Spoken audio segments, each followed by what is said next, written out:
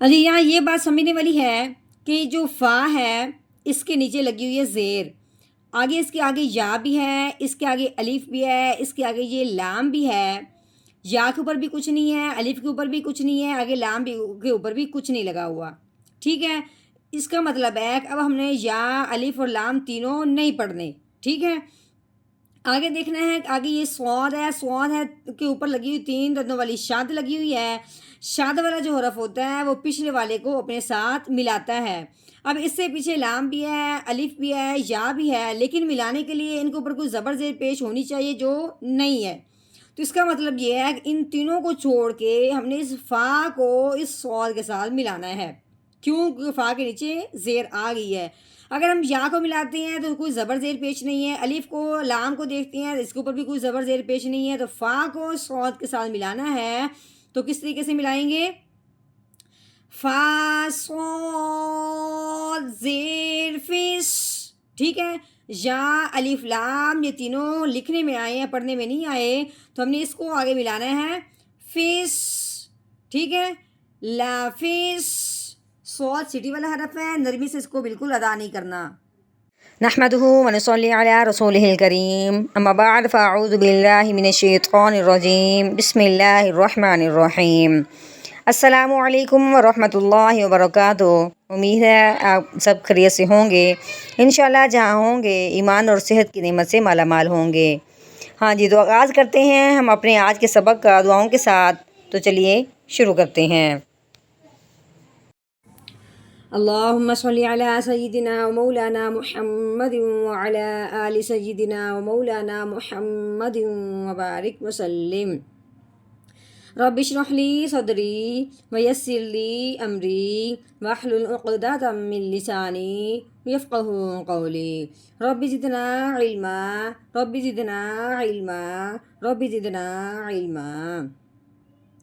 اعوذ باللہ من الشیطان الرجیم، بسم اللہ الرحمن الرحیم۔ ہاں یہاں بات سمجھنے والی ہے کہ دیکھنے میں تو یہ الف نظر آ رہا ہے، ٹھیک ہے۔ اگر الف اکیلا ہو تو اس کو الف پڑھتے ہیں، اگر الف کے اوپر نیچے زبر زیر پیش آ جائے تو اس الف کو پھر الف نہیں پڑھتے، اس الف کو حمزہ بناتے ہیں، ٹھیک ہے۔ اب یہ الف الف نہیں رہا، اس زیر آنے کی وجہ سے یہ الف کیا بن گیا؟ حمزہ بن گیا۔ آگے دیکھیں، یہ نون ہے، نون کے اوپر جو لگی ہوئی ہے تین دندوں والی شاد لگی ہوئی ہے، شاد جس حرف کے اوپر آتی ہے اس حرف کو مشدد کہتے ہیں۔ اب یہ شاد آئی ہے نون کے اوپر، جس کا نام کیا ہو گیا؟ نون مشدد۔ دوسری بات، یہ شاد جس حرف کے اوپر آتی ہے وہ پچھلے والے حرف کو اس حرف کے ساتھ ملا دیتے ہیں اس شاد کی وجہ سے، ٹھیک ہے۔ اب شاد آئی ہے نون کے اوپر، اب ہم نے حمزہ کو نون کے ساتھ ملانا ہے اس شاد کی وجہ سے۔ دوسری بات، یہ شاد جو ہے نون کے اوپر آئے، یہ شاد جب میم کے اوپر آئے تو اس پہ ہمیشہ غنہ کرتے ہیں۔ اب شاد نون کے اوپر آئی ہے تب ہم نے کیا کرنا ہے؟ غنہ کرنا ہے، تو کیسے پڑھیں گے؟ حمزہ نون زیر ان، اب ہم نے غنہ کیسے کیا ہے؟ ان، اب نون کے اوپر لگی ہوئی زبر، اب ہم نے نون کی اپنی زبر بھی پڑھنی ہے، نون زبر نا، ان نا۔ ہاں جی آگے دیکھیں، یہ ہا ہے، دو آنکھوں والی ہا، موٹی ہا جو حلق کی گہرائی سے نکلتی ہے، ہا کر کے، ٹھیک ہے۔ اس کے اوپر جو لگی ہوئی ہے یہ کھڑی زبر ہے، اس طرح کی ہو تو وہ زبر ہے، اس طرح کی ہو تو وہ کھڑی زبر ہے، ٹھیک ہے۔ کھڑی زبر کا فرق، زبر اور کھڑی زبر میں یہ فرق ہے کہ جو کھڑی زبر ہوتی ہے اس کو ایک الف کے برابر لمبا کر دیتے ہیں، ٹھیک ہے۔ اب ہم نے اس کو کیسے پڑھنا ہے؟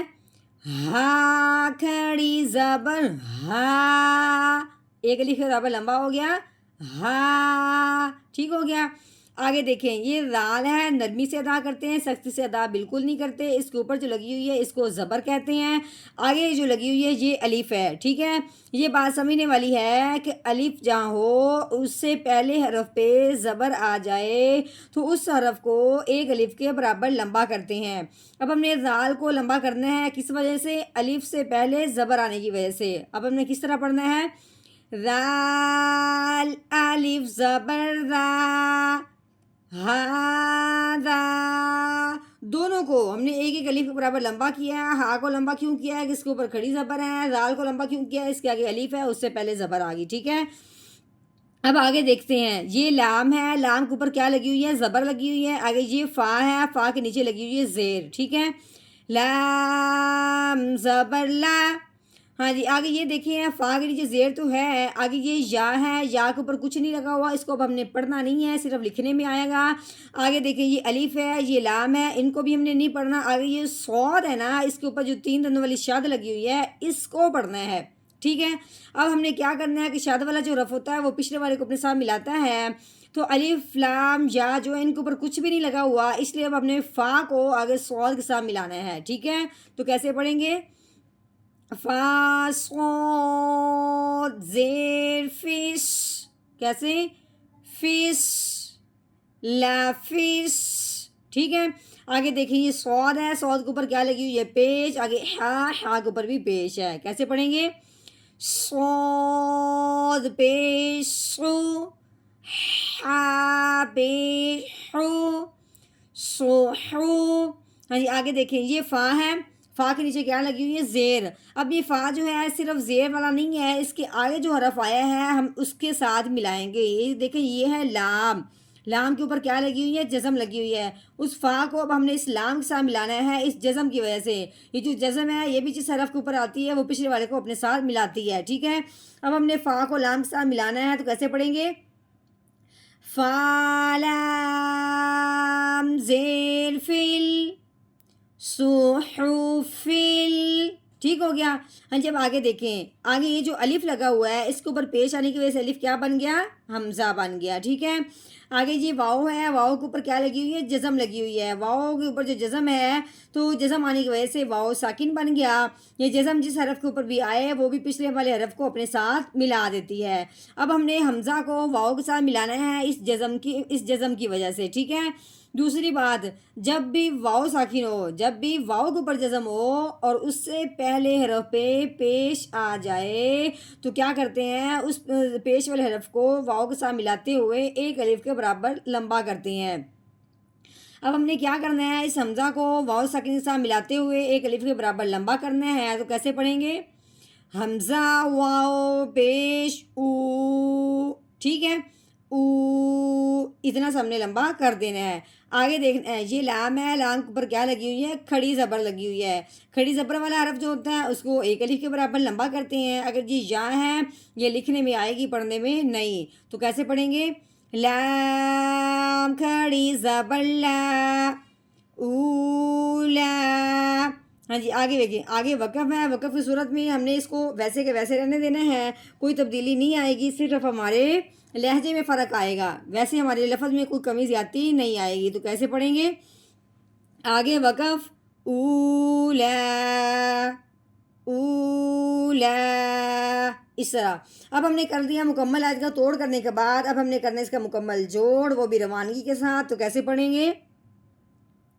اعوذ باللہ من الشیطان الرجیم. سورۃ الاعلی مکیہ. بسم اللہ الرحمن الرحیم.